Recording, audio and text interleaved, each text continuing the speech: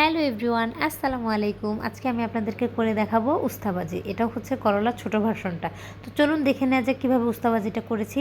তো প্রথমেই হচ্ছে প্যান বসিয়ে এর মধ্যে তেল দিয়ে তারপরে পেঁয়াজ কুচি দিয়েছি। পেঁয়াজ কুচি দেওয়ার পরে এর মধ্যে হচ্ছে 3টা তেজপাতা দিয়েছি, কারণ তেজপাতাটা দিলে এটার ফ্লেভারটা ভালো আসে। তারপরে হচ্ছে কুচানো উস্তাটা দিয়েছি। উস্তাটা কিন্তু আমি যখন কুচিয়েছি তখন এর মধ্যে লবণ মেখে রেখেছিলাম, তারপরে ধুয়ে এখন দিয়ে দিয়েছি রান্নার সময়। তো এর মধ্যে অল্প পরিমাণে লবণ দিয়ে ঢেকে তারপরে রান্না করলাম। এটা আমি একটু ভাজা ভাজা করব, কারণ উস্তাটা ভাজা ভাজা করলে ভাত দিয়ে খেতে খুব ভালো লাগে।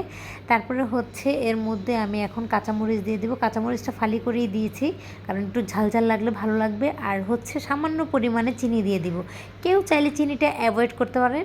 তারপরে হচ্ছে চিনিটা দিলে আর কি ফ্লেভারটা ভালো আসে, মজা লাগে খেতে। এইভাবে একবার সবাই একটু ট্রাই করবেন, দেখবেন খুব মজা হয়েছে আর একটুও তিতা লাগেনি।